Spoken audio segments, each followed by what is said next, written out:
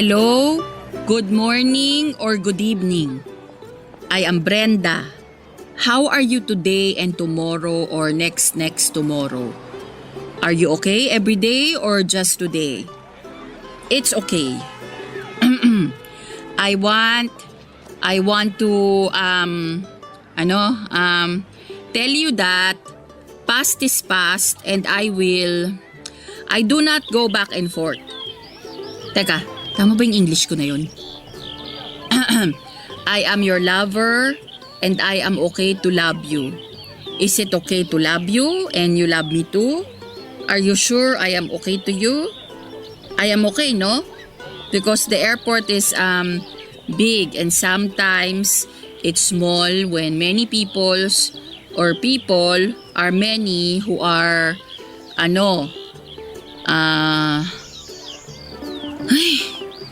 Huwag na nga lang akong magbanggit tungkol sa airport. Mapapahaba lang yung English ko eh. Di ko kayang mag-explain. You know. Uy, Brenda. Ano ka ba naman, Buknoy? Kinakausap mo na naman ang sarili mo sa harapan ng estante ng mga toyo mo. Nang beses ko bang sasabihin sa'yo na huwag mo akong gugulatin ha? Ano naman bang kailangan mo? Ang sungit mo ah.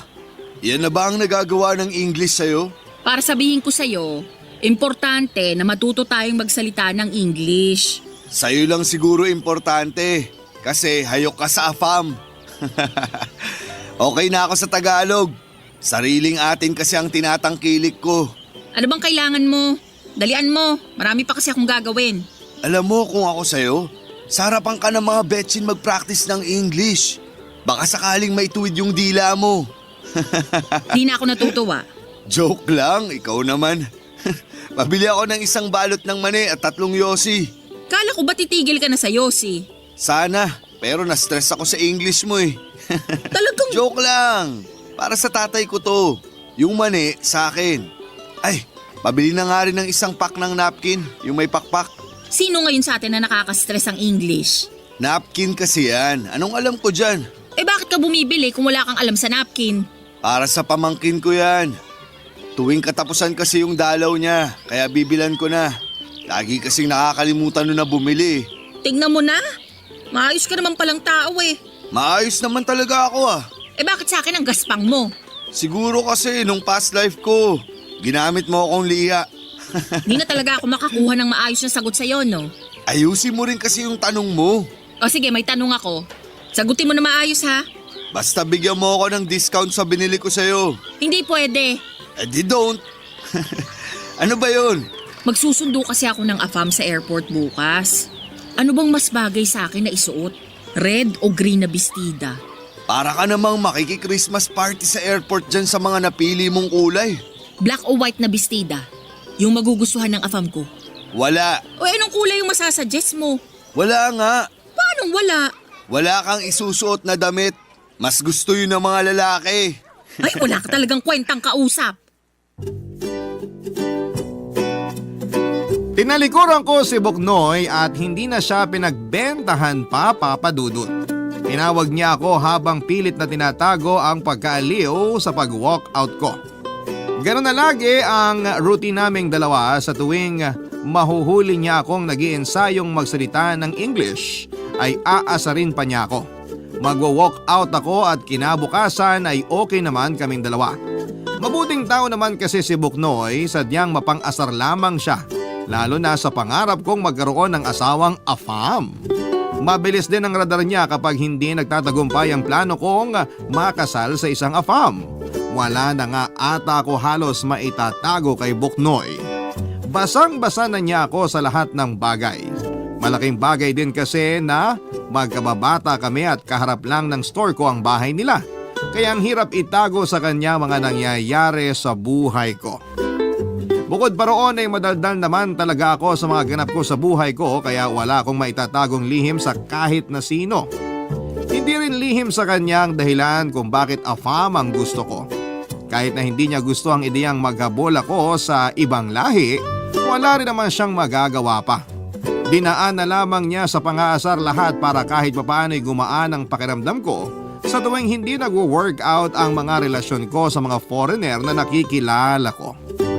Hindi nga nakakatuwa na nakarami na ako ng AFAM pero wala ni isa roon ang naging successful.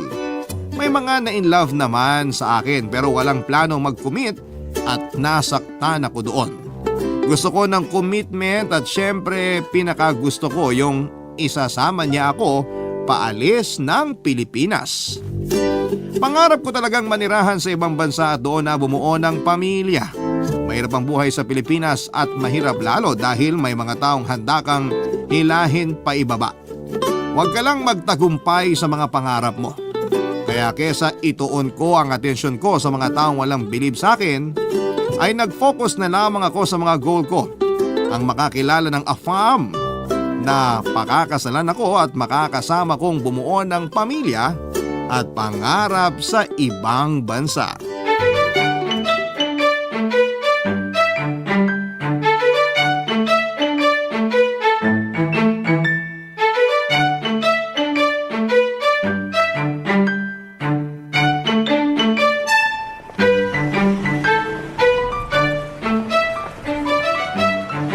Uy, Brenda! Mukhang ginabi ka. Traffic. Buong araw kang wala. Ang daming padaan-daan dyan kanina sa tindahan mo. Sayang yung benta. Bakit? Responsibilidad ko ba lahat ng mamimili rito sa barangay natin? Ako lang ba yung may sari-sari store? Ako lang ba? Uy, sinabi ko lang naman. Ang sungit naman. Siguro parating na ang dalaw mo, no? May stock ka pa ba ng napkin sa tindahan? Pwede kong ibigay sa iyo yung natira ng pamangkin ko. May 3 pa siguro yun. Tapos 2 panty liner. Kung mga asar ka lang, pwede bang bukas na lang? Wala ako sa mood makipagbalyahan sa'yo. Ay, teka. Di ba ngayon mo kinita yung AFAM mo? Buknoy! Asan siya? Hindi ba kayo nagmotel? Bakit naman motel agad ang iniisip mo, ha? Eh kasi dun din naman ang punta niyan. Manunundo sa airport, kakain sa resto. Tapos ayun, diretso na ng motel. Walang resto, walang motel. Oh, eh asan siya? Ipakilala mo naman sa akin. Akong kikilatis para di ka lukohin. Wala kang kikilatisin. Kasi hindi naman niya ako sinipot. Hindi na tuloy pumunta ng Pinas? Natuloy siyang pumunta rito sa Pinas. Pero hindi siya nakipagkita sa akin. Bakit? Nalate ako dumating eh. Pinaayos ko pa kasi tong takong ng sandals ko. Tapos nung dumating ako sa airport, sabi niya wala na raw siya ron. Saan naman nagpunta? Alam ba niya pasikot-sikot dito sa Metro Manila? May nakilala raw siyang OFW na dalaga. Habang hinihintay niya ako, sakto namang tumabi yung OFW sa kanya. Nagkakwentuhan sila tapos Nagkasulutan na. nag-click daw sila agad ng OFW na yon. Tapos inaya siya nung hitad na yun na magstay sa bahay niya. Pumayag naman tong AFAM ko. Condolence ha. Ilang linggo na naman ako magluluksa nito. Ay! Kainis kasi tong sandals ko. Talagang nasira pa kung kailan makakaharap ko na yung Prince Charming ko. Eh baka kasi sign na yan. Sign na ano? Na bumili na ako ng bagong sandals? Sign na hindi siya para sa'yo. Para siya sa akin. Sadyang ahas lang yung nakatabi niyang OFW.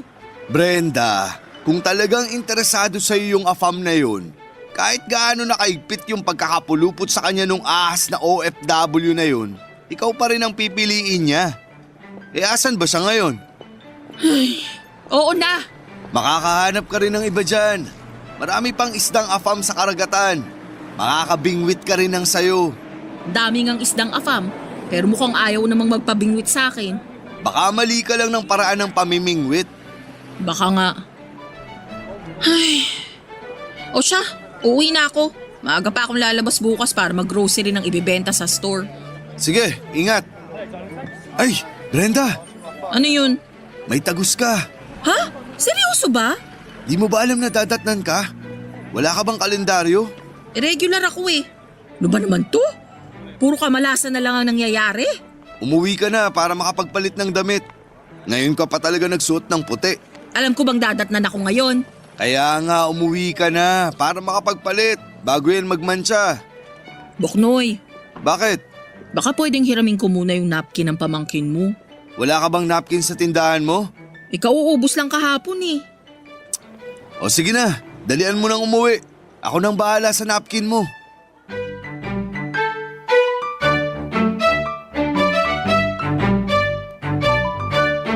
Nagmamadali akong umuwi para lamang makapagpalit na at maibabad na ang puting bestida ko, Papa Dudut.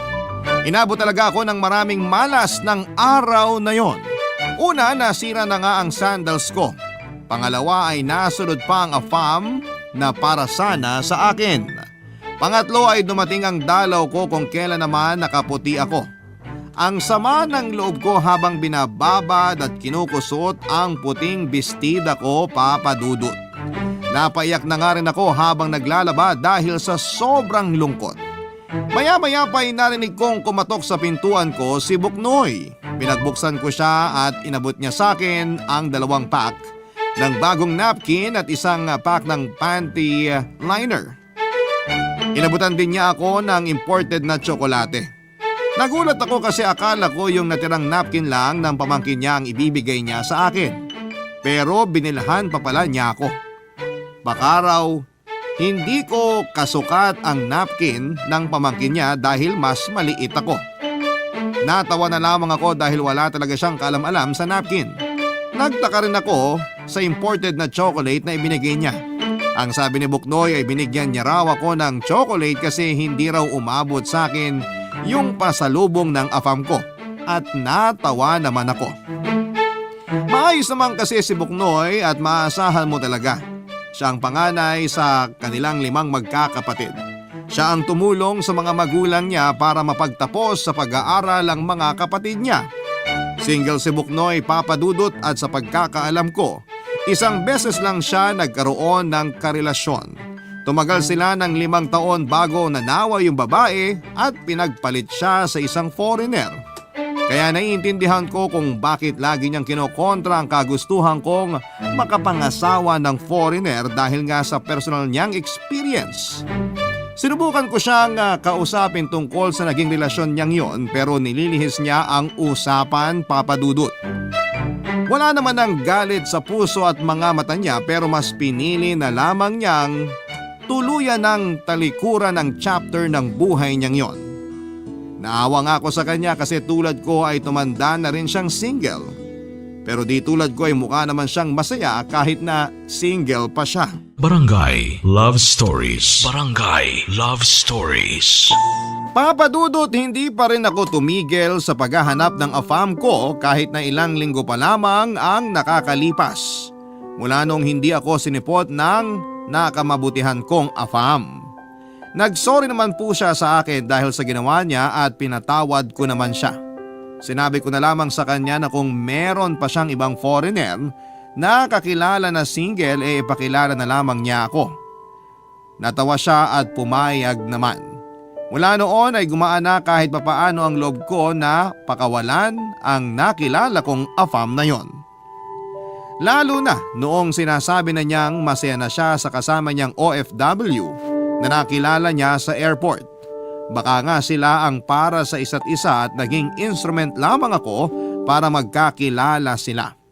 Mas lalong gumaan ang loob ko sa naisip kong yon at nasabi ko sa sarili ko na hindi ako pababayaan ng tadhana na makilala ko ang tamang afam para sa akin. Hanggang sa may nakilala ulit akong bagong foreigner. Nakilala ko si Pete, 55 years old at isang negosyante. Nakilala ko siya mula sa isang Facebook group ng mga Pinay na naghahanap ng afam. Nag-post kasi itong si Pete ng picture niya habang nasa loob ng magara niyang sasakyan. Naghahanap daw siya ng katuwang sa buhay at kailangan niya ng business-minded na katulad niya. Natuwa ako kasi syempre sari-sari store owner ako. Ako na ang hinahanap niyang katuwang sa buhay at kinilig ako sa ideya na yon. Agad ko siyang in-add sa Facebook at in-accept naman niya. Minessage ko siya ng selfie ko habang nasa loob ng sari-sari store ko para makita niyang business-minded talaga ako. Mula noon ay magkausap na kami at madalas ay puro plano sa negosyo ang pinag-uusapan namin. Natuwa ako kasi siya ay hindi siya katulad ng iba na puro lamang lande ang ginagawa sa akin, Papa Dudut.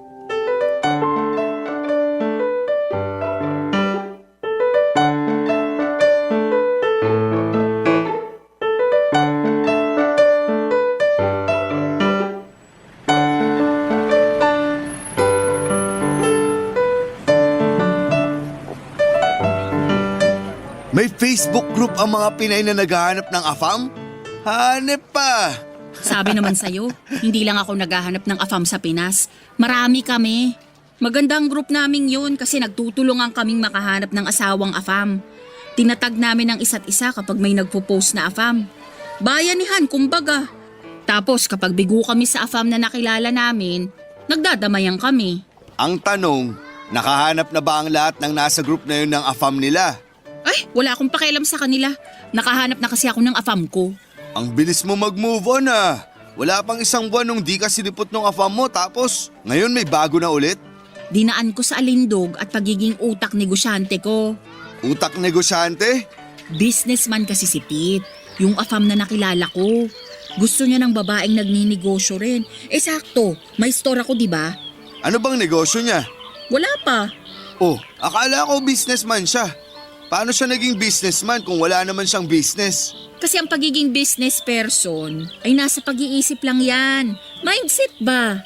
Okay ka lang ba? Okay na ako kay Pete. Alam kong may pangarap siya sa buhay at doon ako kakapit. Okay, sabi mo eh. Mag-ingat ka lang dyan ha. Ano ka ba? May tiwala naman ako sa kanya. Hanggat di mo pa nakakasama yung tao, huwag ka munang ubus biyaya sa tiwala. Mahirap na. Paano bang hindi ako magtitiwala sa kanya? Magkasosyo na kami sa negosyong iniisip niya. Nalintikan na. Wala pang negosyo pero naisip mo agad magkasosyo na kayo? Magsisimula na kaming magnegosyo, no? Nakapagpadala na ako sa kanya ng dagdag para sa puhunan. Anong klaseng negosyo? Pag-iisipan pa lang kung ano. Pero ang importante, meron na kaming puhunan. Seryoso bang nagpadala ka sa kanya? Alam nga namang hindi, magkasosyo na nga kami, di ba? Ang labo mo namang kausap. Bakit ka nagtiwala agad na magpadala sa kanya? Kasi mahal ko siya. Okay, hindi ko pa siya mahal. Pero papunta na rin dun. Kailan mo siya susunduin sa airport? Wala pang plano. Busy pa raw siya sa pag-iisip ng gagawin niyang negosyo namin. Ano ba nakakatawa ha? Bahala ka na sa buhay mo. Dalaga ka na. Nireregla ka na nga ng di mo alam eh. Umalis ka na nga. Kung di ka magiging supportive sa love life ko, huwag mo na akong kausapin. Supportive ako sa'yo. Pero sa mga ginagawa mo sa buhay mo, ang hirap mong suportahan. Promeno ka. Masakit ha? Ang sinasabi ko lang… Ganyan ka na ba kagalit sa mga foreigner dahil sa ginawa sa'yo ng ex mo? Oh, saan naman galing yan? Totoo naman, di ba? Kaya lagi mong kinukontra yung paghahabol ko sa mga AFAM kasi may galit ka sa mga foreigner at sa akin mo yun nilalabas. Kinokontra lang kita kapag alam kong wala ka ng preno sa paghahabol sa mga AFAM mo. Kung maayos yung mga hinabol mo, bakit mag-isa ka pa rin? Bakit nasa Pinas ka pa rin? Hindi ko sinagot ang mga sinabi ni Boknoy Papadudut. Alam kong dihado ako sa mga sinabi niya dahil totoo namang mali ang mga hinabol ko, Papadudut. Gusto ko nang umiyak ng mga panahong yon pero nagawa kong pigilan ang sarili ko para naman hindi ako magmukhang masyadong talunan. Hindi na rin hinintay pa ni Boknoy na makasagot ako. Tinalikuran na lamang niya ako at saka nagmadaling lumayo sa akin, Papadudut. Napansin kong nainis na rin siya sa katangahan ko at hindi ko naman siya masisisi. Pero gusto ko lang namang magmahal ng AFAM. Ano bang masama roon? Nung nakalayo na si Boknoy ay saka naman ako napaiyak. Hindi dahil nasaktan ako sa mga sinabi niya, kundi dahil naniwala ako sa bawat salita niya. Pagkatapos noon ay minessage ko si Pete para magpasuporta sa kanya dahil nalulungkot ako. Inaya ko siyang mag-video call pero tinanggihan niya ako. Ilang beses na akong tinanggihan ni Pete na mag-video call. Panay lamang kami chat at voice call. Lagi niyang sinasabi na nahihiya raw siya sa itsura niya at minsan daw kasi ay may pimples siya. Naniwala naman ako. O sinadya kong maniwala kahit may konting pagdududa na. Hindi na nagpakita ulit si Boknoy sa store ko, Papadudut. Ako naman ay nagpatuloy sa pakikipag-usap kay Pete. Ang dami na naming pinag-usapang mga plano. Kahit na hindi ko maintindihan ang mga sinasabi niya ay oo na lamang ako ng oo dahil may tiwala ako sa kanya. Nakailang beses na rin akong nagpadala sa kanya para sa puhunan na negosyo na sinasabi niya. kahit na noong kasagsagan noon ay wala pa rin akong balita sa mangyayari. Pikit mata pa rin akong nagtiwala sa kanya dahil gusto ko na siya. Mas nangibabaw sa akin ang kagustuhan kong maging asawa siya kesa ang makasama siya sa kahit na anong negosyo. Pero kung negosyo ang magiging dahilan para makita niya ang halaga ko ay tutulungan ko siya roon para lamang makita niya ako ang karapat dapat para sa kanya.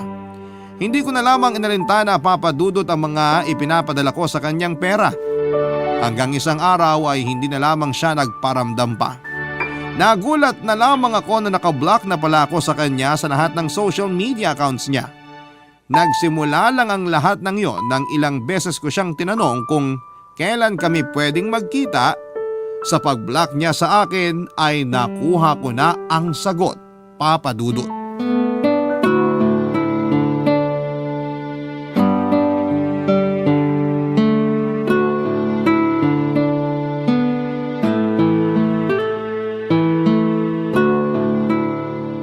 Bati na tayo ha. Malamang, nagiinuman na nga tayo ngayon. O, tagay pa. O bakit ka naman tumatawar yan, ha? Hindi ako makapaniwalang na denggoy ka ng inaakala mong afam. Oo na, tanga nga, di ba? Kaya shot pa. Sabi naman sa'yo huwag kang magtiwala agad. Ay, masisisi mo ba ako? Sa gusto ko nang mag-asawa ng afam. Naiintindihan naman kita. Kaya lang, syempre ang dami ng manluloko sa Facebook ngayon. Lahat pwede na magpanggap na afam sila. Kung bakit naman kasi hindi ko naisip na poser lang pala siya? Nagtataka ako kung bakit di mo naisip na Pinoy lang din siya. Yung bangko niya na pinagpapadalan mo, pang Pinas lang naman. Uulitin ko lang ha. Tanga nga, di ba? O, shot na! Hinay-hinay muna sa alak. May trabaho pa ako bukas ng umaga. Mag-usap na lang tayo. Ikaw? Gustong makipag-usap? Si Boknoy? Tumanggi sa alak? Anong nangyayari? May trabaho lang ako ng maaga bukas. Kung day off ko lang, kahit mag-beer house pa tayo hanggang umaga Bilang pa kita ng ladies drink. O sige, maaga rin akong pupunta sa police station bukas para ipablatter tong nang scam sa akin. Anong sabi ng bangko na pinagpadalan mo ng pera? Paasa naman ang mga yun. Halatang wala na silang magawa. Nasimot na raw lahat ng perang pinadala ko. Ganun talaga. Mag-move on ka na lang. Yung pinadala ko sa kanya, pwede ng pang-anim na buwan na benta ko rito sa store Wag mo nang masyadong dibdibin. Basta ngayon natuto ka na. Di na dapat basta-bastang magtitiwala kahit gaano pa katangkad yung afam na yan. Kaya pala lagi siyang nagpapalusot tuwing gusto kong mag-video call kami. Dun pa lang, red flag na. Tapos yung boses niya, hindi naman tunog afam, tunog Pinoy. Tapos, wrong grammar pa no? Totoo. Akala ko nga nung una ako lang tong hindi nakakaintindi masyado ng English. Pero nung tumagal, siya naman pala tong hindi marunong mag-English. Buti hindi ka nag-send ng ano? Nang ano? Ng mga hubad na pictures. Ha? Ba't naman ako magsisend? Di ba yun na ang kalakaran ngayon? Dapat mag-send ka ng nakaubad ka o kahit anong pa-sexy para padalang kanya ng pera. Ako nga itong nagpadala ng pera, di ba? Dapat siyang magpadala ng nakahubad na picture, hindi ako. Hayaan mo na. Makakabawi ka rin. Karma na lang ang bahala sa lalaking yun. Uy, share mo yung pinost ko sa Facebook ha. Anong pinost mo? Yung tungkol sa pangsaskam na ginawa sa akin. Para aware na rin yung iba at hindi na sila mabiktima. Nakakatrauma talaga Nakakatrauma? So ibig sabihin ba niyan graduate ka na sa paghahanap ng afam? Pinoy naman yung nangloko sa akin, hindi afam. Kaya tuloy lang ang laban. Ewan ko sa'yo. Uy, tumama na ba sa'yo yung alak? Bakit umiiyak ka na agad Di mo pa nga nakakalahati yung beer mo. Ako na lang kasi yung hindi nakakapag-asawa ng afam sa pamilya ko. Ang sad ng buhay.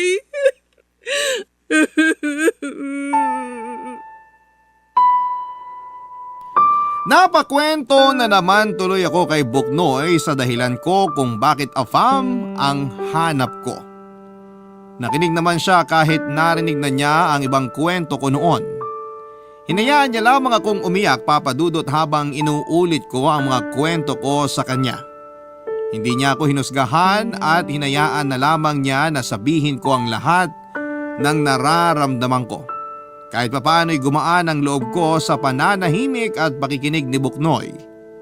Nakwento ko sa kanya kung gaano ako nainggit sa mga tiyahin ko noong bata pa lamang ako. Hindi sila lumaking mayaman pero yumaman sila mula noong nakapangasawa ng mga afam. Nakabili sila ng mga magagandang damit, sapatos, alahas at nakapunta sa mga lugar na sa pelikula lamang na pang Hollywood ko nakikita. Ang gaganda pa ng mga naging anak nila na pwedeng irampa at gawing artista. Gusto ko kasing magkaroon ng anak na maganda na pwedeng ipasok sa showbiz para pagkakitaan. Kaya nga nangako ako sa sarili ko na gagawa ako ng sariling paraan para maging ganon ang buhay ko. Gusto ko rin ng afam na seseryosohin ako dahil yung tiyahin ko noon ay hindi sila sineryoso ng mga Pinoy na nakarelasyon nila. Kaya ang ending sa afam ang bagsak nila at doon sila totoong naging masaya. Alam kong sa afam talaga ako magiging masaya, Papa Dudut. Pagkatapos kong umiyak kay Buknoy ay saka naman niya ako inasar. Noong nalaman niyang ayos na ako ay sa kanya binitawan yung mga biro niya. Natawa na lamang ako, Papa Dudut. Kung normal na araw siguro niya ako inasar nang ganon ay baka nasapo ko na siya. Pero dahil nakatulong siya para maproseso ko ang nararamdaman ko ay hinayaan ko na lamang siyang asarin ako. Malaki po ang naitulong niya para maintindihan ko na hindi naman sa akin ang kulang. Mali lang talaga ang mga napipili kong afam. Pero hindi ibig sabihin noon ay wala na akong makikilalang para sa akin. Darating din yun na lamang ang iniisip ko para hindi na gaanong kasakit ang isiping wala pa rin akong happy ending. Barangay Love Stories. Barangay Love Stories. Papa Dudut, hindi ko pa rin tinanggal ang pag-asa sa puso ko na balang araw ay makakatagpo din ako ng afam na mamahalin ako. Pero nagpahinga muna ako sa paghahabol. Kinailangan ko munang bumawi mula sa pagkakaubos ng ipon ko dahil sa nang scam sa akin, Papa Dudut. Nagdoble kayod ako para makaipon ulit. Nagbenta na rin ako ng yema, halo-halo, barbecue at mga makeup at naging mabenta naman lahat ng yon. Kaya kahit papaano'y naibsan yung lungkot ko mula sa mga nangyaring hindi maganda sa akin noong nakaraan. Nag-leave na rin muna ako sa Facebook group ng mga Pinay na naghahanap ng afam para makapag-concentrate ako sa mga negosyo ko. Hataw na hataw ang mga negosyo ko at hindi ko pwedeng pabayaan yon. Natawa naman si Buknoy sa mga nakitang pagbabago sa akin. Natawa na lamang ako kasi hindi naman ako nagbago. Ganon pa rin ako. Umaasa pa rin ang puso kong makatagpo ng afam kaya lang ay busy pa kasi. Hindi ko naman na kinontra pa si Buknoy at hinayaan na lamang siyang maniwala sa iniisip niya tungkol sa akin. Lumipas nga ang ilang araw at nabawi ko na rin ng mga higit kalahati ng nawalang pera sa akin. Nagbalak na rin akong palakihin ang sari-sari store ko at balak kong gawing mini grocery store na bukas hanggang alas 12 ng hating gabi. Balak ko pa lang naman noon pero suportado ni Buknoy yon. Nag-volunteer pa nga siyang magtrabaho para sa akin sa gabi dahil kailangan din daw niya ng dagdag na income. Lalo't gusto niyang pag-aralin ang pamangkin niya. Hindi pa man ako nakakapagtayo ng mini grocery store ko ay heto at suportado na agad ni Buknoy na akala mo nangyayari na sa kasalukuyan ng negosyo ko. Nakakatuwang magkaroon ng kaibigan na katulad niya na kahit mapang-asar at taklesa pero may puso pa rin para tulungan ka, Papa Dudut.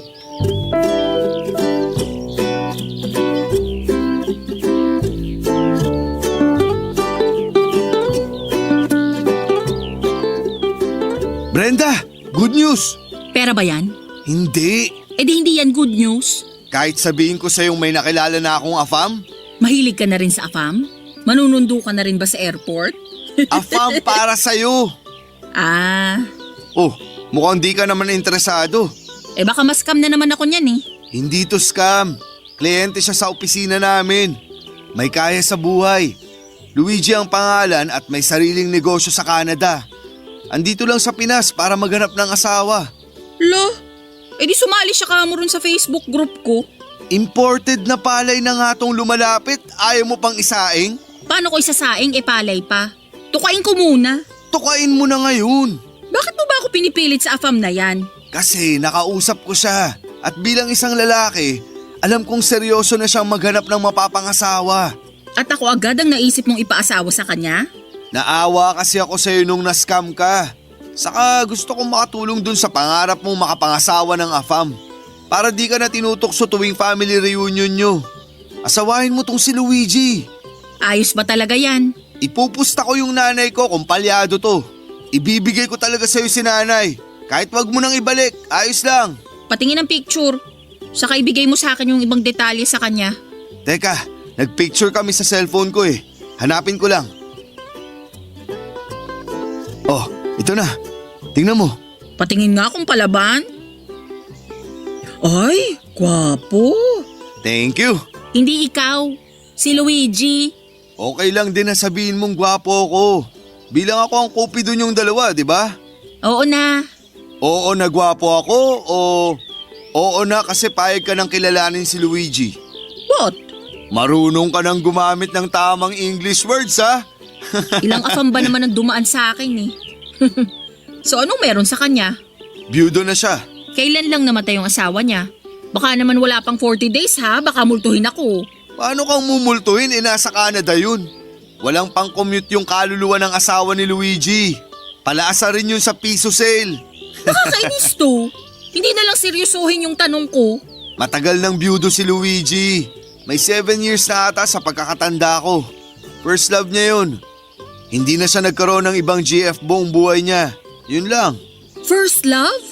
Nung labang ko dyan. Malay mo, ikaw naman ang maging last love niya. Mas matimbang yun, di ba? Paano kung di niya ako magustuhan? Baka mataas ang standards. Type ka nga agad eh.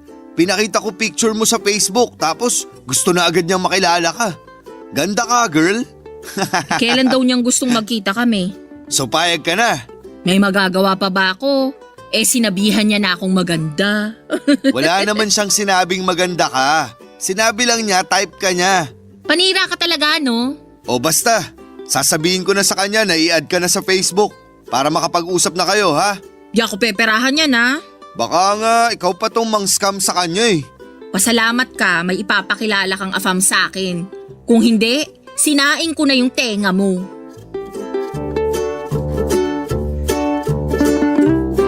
Nagkakwentuhan muna kami ni Buknoy bago siya nagpaalam. Nagkwento rin siya sa mga napansin niyang katangian ni Luigi at aminin kong nagkaroon ako kaagad ng interes kay Luigi base sa mga nasabi ni Buknoy. Kaya naman noong nakita kong nag-send na ang friend request ni Luigi, inaccept ko na kaagad. Minessage niya ako at formal na pinakilala ang sarili niya. Nagkasundo kami kaagad at natatawa siya sa mga sinabi ko. Natuwa raw siya sa akin at first time niya ulit ngumiti ng ganon. Kinilig naman ang puso ko dahil may AFAM nang naka-appreciate sa akin. Walang oras na hindi kami nag-usap ni Luigi. Halos hindi ko na mabitawan ang cellphone ko para lamang makapag-usap kami.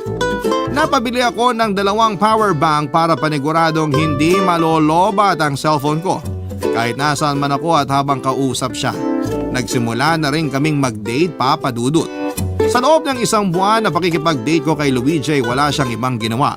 Kundi ang itrato ako ng tama, lahat ng hiniling ko sa isang AFAM ay nasa kanya na. Gentleman siya at talagang inalagaan niya ako sa tuwing nagkikita kami. Hindi siya tumitingin sa ibang babae kapag magkasama kami. Alam ko na yon ay dahil lagi akong nakatingin sa kanya. Lagi niyang sinasabi na ang ganda ko raw at syempre kinikilig ako roon. Hindi ko lang pinapahalata sa kanya kasi baka biglang magbago kapag napansin na niyang gusto ko na siya. Nasabi na rin niya ang plano niya kung paano niya ako dadalhin sa Canada. Handa siyang pagkakasusa ng pagpunta ko sa Canada para makapagsimula na kami ng buhay doon. Uuwi lang daw muna siya pansamantala para maasikaso ang mga kailangan ko. Nagsabi siya na mag-iiwan na siya ng pera para sa gagastusin ko papunta sa Canada.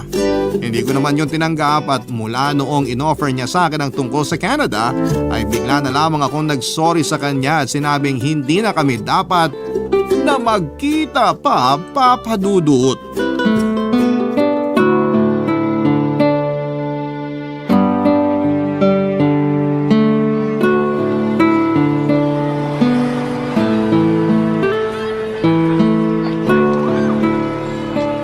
Uy, nakabalik ka na? Ha? Di ba may date kayo ni Luigi? Sabi niya mag-overnight daw kayo sa Tagaytay. Anong nangyari? Ah, yon. La naman? Paanong wala? Akala ko ba okay na kayo? Isang buwan na kayo nag-aarutan ah. Sa wala talaga eh. Ganun talaga, tanggapin na lang. Huwag mong sabihing nakipaghiwalay siya sa'yo. Siya pa talaga ang may ganang makipaghiwalay ang ganda mo na nga. Akong nakipaghiwalay. Ikaw pa talaga tong may ganang makipaghiwalay? Ang gwapo na nga niya. Gusto niya akong dalhin sa Canada para magpakasal na kami doon. Oh, di ba yun naman ang pangarap mo? Nasa harapan mo na, bakit di mo pa tinuka? Di ko rin alam eh. Basta ang alam ko, nung sinabi niyang kukunin niya na ako papunta sa Canada, nalungkot ako. Anong nakakalungkot sa Canada? Kung ako lang yan, baka ngayon pa lang nag-empake na ako. Kahit next month pa ang flight ko. Ewan ko nga rin. Parang hindi ako masaya na pupunta ng Canada. Siguro kasi nalungkot ako na iiwan ko tong store ko. Iiwan ko yung pangarap kong magkaroon ng malaking grocery store. Mga ganun. May kaya si Luigi. Pwede siyang magpatayo ng grocery store para sa'yo sa Canada. Sa mas gusto kong magbenta ng mga desashay na shampoo at toothpaste dito sa Pinas eh. Bakit ba? Hayaan mo na yun. Nanghihinayang lang kasi ako. Bakit naman ikaw tong nanghihinayang? Ikaw ba tong niligawan? Ikaw ba tong inofera na pumunta ng Canada? Nag-effort kaya ako para sa inyong dalawa. Lalo na sa'yo. Anong effort naman ang ginawa mo para sa akin, Aber? Todo benta ako sa'yo pagkaharap siya. Kaya nga agad-agad gusto na niyang ipakilala kita sa kanya eh. Ah, alam ko na yan. Nasabi nga niya sa akin. Nasabi niya? Lagi niyang sinasabi sa akin kung paano mo ko binibida sa kanya. Ang sinabi ko lang naman, hindi siya lugi sa'yo kasi quality ka. Kung makapagsabi ka naman ng quality dyan, akala mo inahing manok ako na nangingitlog ng ginto? Seryoso nga. Sinabi ko sa kanya na marunong ka sa mga gawaing bahay. Masarap kang magluto, lalo na ng tinola. Kaya pala lagi niyang nire-request sa akin kapag nagpunta na raw ako ng Canada, ipagluto ko raw siya ng tinola. Ikaw naman pala tong nagpahamak sa akin? Paborito ko kasi yung tinola mo. Di ba, naalala mo kapag may sakit ako, ipinagluluto mo ako ng tinola na maraming siling labuyo? Maganda kasi ang sili para magpawis ka. Oo nga eh. Dati gusto ko na lang laging magkasakit para ipagluto mo ako ng tinola. Kahit naman wala kang sakit, magsabi ka lang ipagluluto kita. Kaya na-inlove sa'yo si Luigi. Na-inlove sa akin kasi kung ano-anong pinagsasasabi mo. Tama bang banggitin mo sa kanyang namumula ang pisiko sa tuwing sinasabihan akong maganda? Totoo naman ah. Bagay kaya sa'yo kapag namumula ka. Mas lumalabas ang ganda mo. Saka sinabi ko sa kanya na banggitin na maganda ka kapag wala ka sa sarili. Kasi sobrang pula ng pisngi mo pag ganun. Sinabi mo rin pala sa kanya na kumakanta ako? Correction! Ang sinabi ko sa kanya, maganda ang boses mo kapag kumakanta ka. O edi salamat. Ay, sayang talaga. Pero hayaan mo na. Kapag may afam ulit kaming kliyente, ibibida ulit kita. Di na kailangan. Bakit naman? Pass na ako sa AFAM. Baka kailangan, tangkilikin ko muna ang sariling atin. Seryoso ako noong sinabi kong pass na ako sa AFAM, Papa Dudut. Kota na ako at alam kong oras na para tangkilikin ang sariling atin. Doon ako sa Pinoy na makakaintindihan ko. Yung Pinoy na hindi dudugo ang ilong ko sa kaka-English. Iyong Pinoy na kaya kong makipag-argumento ng hindi nauubusan ng salita. At higit sa lahat isang Pinoy na nakakakita ng ganda ko hindi lang ng panlabas kundi ng kalooban ko. Isang Pinoy lang naman ang nakita kong gumawa noon para sa akin. Si Buknoy. Papa Dudut, hindi ang store ko ang dahilan kung bakit natakot akong iwan ang Pilipinas at pumunta sa Canada, kundi ang suki ko sa store ko na yon na si Buknoy. Sa loob ng isang buwang pakikipag-date ko kay Luigi ay wala siyang ibang naging bukang bibig kundi ang magagandang salita ni Buknoy tungkol sa akin. Lagi na lang namumula ang mga pisngi ko sa mga papuri ni Luigi na galing naman talaga kay Buknoy. At doon ko na-realize na mula at kinilig ako hindi dahil kay Luigi kundi dahil kay Buknoy mismo. Papa Dudut, hindi ko pa rin po magawang maamin kay Buknoy ang nararamdaman ko. Naghahanap ako ng tiyempo pero ramdam ko naman sa mga tingin niya na may gusto rin siya sa akin. Kung paano niya ako purihin sa harapan ng ibang tao at tuksuhin kapag dalawa lamang kami. Halata namang may gusto siya sa akin kaya lang hindi niya magawang sabihin kasi puro afam ang laman ng bibig ko. Siguro'y takot siyang ma-reject ko. Ano po kaya sa tingin ninyo? Sana'y magawa ninyo akong tulungan kung paano ko mapapaamin si Buknoy sa nararamdaman niya sa akin. O mas maganda ba na ako na lamang ang aamin sa kanya? Ano po ba ang naisip ninyong dapat kong gawin? Ngayon lang ako nagkagusto ng totoo sa isang Pilipino. Bago lang ito sa akin kaya kailangan ko ng tulong ninyo. Tiwala naman ako sa inyong programa na makakatulong kayo sa problema ko. Alam kong marami na kayong natulungan at gusto kong mapasali sa mga tao na yon.